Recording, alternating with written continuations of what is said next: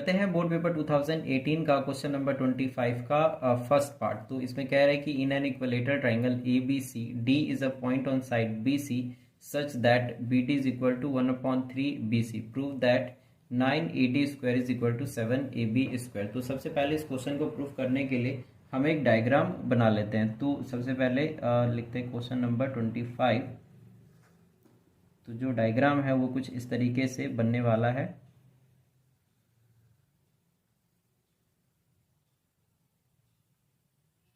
यहाँ पे परपेंडिकुलर है और इसको हम मान लेते हैं ये है ए बी और सी, और इधर जो डी है ए डी, क्योंकि ये कह रहा है जो बी डी है वो इस बी सी का 1/3 है। तो तकरीबन हमें 1/3 पे बना लेना है इस डी पॉइंट को। तो ये हो जाएगा ए बी सी और ए एम परपेंडिकुलर है और डी इसके बीच में कहीं कोई एक पॉइंट है। तो गिवन में हमें लिखना पड़ेगा given triangle A B C is an equilateral triangle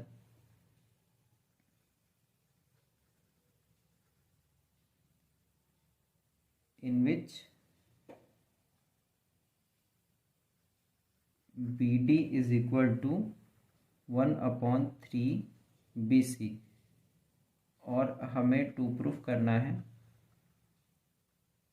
कि 9AD square is equal to 7AB square होता है। कंस्ट्रक्शन में हमने ये परपेंडिकुलर डाला है AM perpendicular to BC। Construction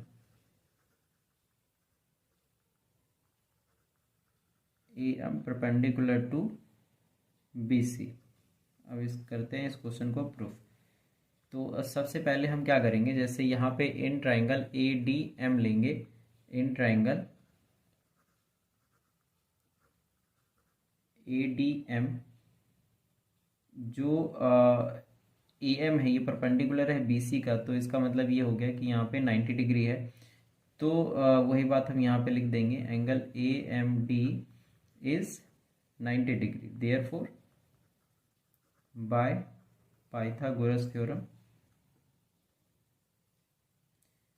AM square is equal to AD square minus DM square, और ये हो जाएगा हमारा इक्वेशन 1। अब एक चीज़ यहाँ पे और ये देखना है कि जैसे जब इक्विलेटरल ट्राइंगल होता है और हम यहाँ पे अगर परपेंडिकुलर डालते हैं तो ये क्या करता है, जो ये साइड होता है इसको बाइसेक्ट कर देता है।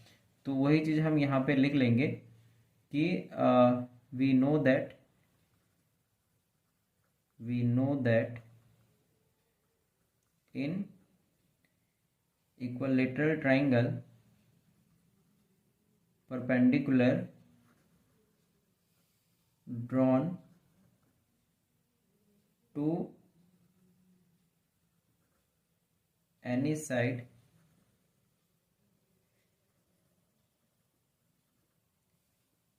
bisects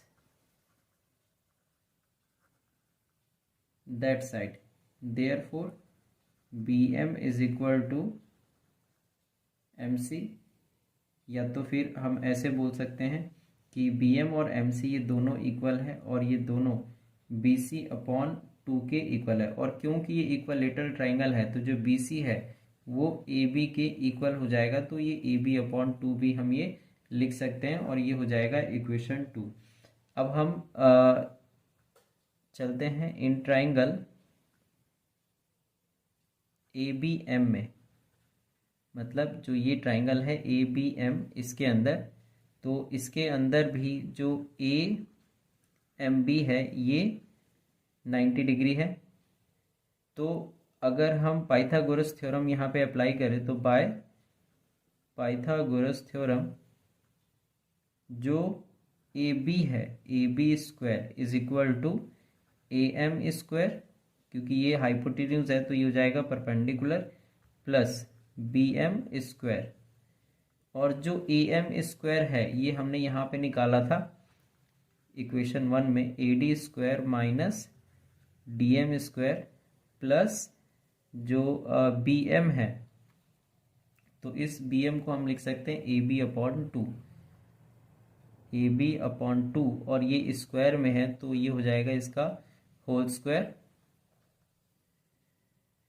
और यहाँ पे हम लिख सकते हैं, ये चीज़ हम कर रहे हैं फ्रॉम फर्स्ट एंड सेकंड। तो जो ये ए डी है, तो ए डी की जगह हम ए डी रहने देंगे, लेकिन जो डी एम है इसको हम लिख सकते हैं B M minus B D.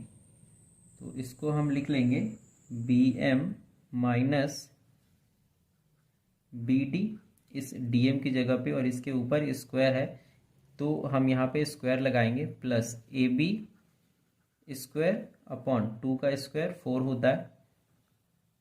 फिर यहाँ पे आ जाएगा ए डी स्क्वायर माइनस, अब ये जो बी एम है, बी एम ये बी सी का हाफ है, तो अगर ये बी सी का हाफ है तो इसका मतलब ये ए बी का भी हाफ होगा। तो इक्वेशन सेकेंड से हम इस बी एम की जगह पे लिख सकते हैं A B upon two minus जो बी डी है, यहाँ पे दिया हुआ है 1/3 B C, 1/3 B C square plus A B square upon 4।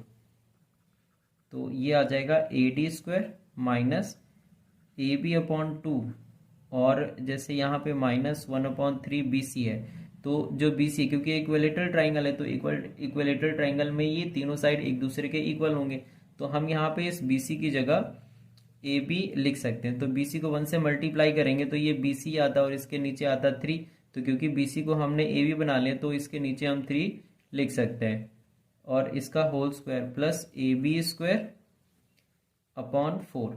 अब अगर हम इसको एलसीएम लेके सॉल्व करें इस ब्रैकेट को, तो ये हो जाएगा 3ab minus 2ab, means 3 minus 2, तो ये आ जाएगा 1ab, और 1ab को हम लिख सकते हैं जस्ट ab अपॉन जो नीचे 2 और 3 का एलसीएम लिया था हमने, तो ये है 6, इसका square plus ab square upon 4, और इधर ab square,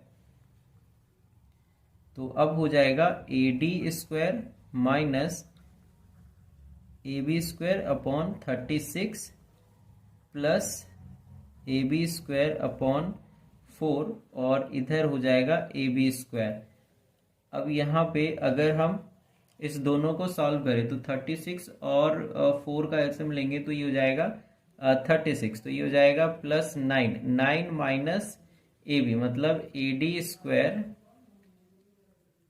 minus A B square upon 36, और प्लस ये हो जाएगा 9 ए बी स्क्वायर अपॉन 36, और ये हो गया ए बी स्क्वायर। तो अभी अगर इस सब को अगर हम इधर लेकर आए तो ये हो जाएगा ए बी स्क्वायर, और यहाँ पे जब ये इधर आएगा तो -1 और प्लस 9, तो ये हो जाएगा +8, और जब इधर आएगा तो ये आ जाएगा -8 upon 36 A B square is equal to, इधर रह जाएगा ए डी स्क्वायर। और जब हम इसको सॉल्व करेंगे तो यहाँ पे 36 माइनस 8, तो ये हो जाएगा 36 minus 8 is 28 A B square upon 36 is equal to A D square. और अगर इसको हम 7 इसको हम कट कर सकते हैं 4 से, तो ये हो जाएगा 4 7 ज़ा 28 और 4 9 ज़ा 36, तो 7/9 ए बी स्क्वायर, और जो 9 है ये क्रॉस मल्टीप्लाई हो जाएगा, तो 7 A B square is equal to 9 A D square हम इसको लिख सकते हैं। तो 9 A D square is equal to 7 A B square, मतलब हम इसको आगे पीछे करके लिख देंगे क्योंकि हमें प्रूफ करना है ऐसा ही। तो 9 A D square is equal to 7 A B square, और ये प्रूफ हो गया ये क्वेश्चन। इस तरीके से जो क्वेश्चन नंबर 25 है ये हम कर लेंगे। इसका जो और पार्ट है इस क्वेश्चन का जो और पार्ट है ये है prove that in a right triangle the square on the hypotenuse is equal to the sum of squares on the other two sides. मतलब ये पाइथागोरस थ्योरम है, और जो पाइथागोरस थ्योरम है ये हमने पहले किसी एक पेपर में हमने सॉल्व कर रखा है, उसका लिंक डिस्क्रिप्शन में दिया जाएगा, तो आप वहां से इसको देख सकते हैं। तो आई होप कि आपको ये जो क्वेश्चन नंबर 25 का जो फर्स्ट पार्ट है ये समझ में आ गया होगा। तो आई होप कि जो क्वेश्चन नंबर 25 का फर्स्ट पार्ट है ये आपको समझ में आ गया होगा। मिलते हैं नेक्स्ट क्वेश्चन के लिए नेक्स्ट वीडियो में। Thank you so much.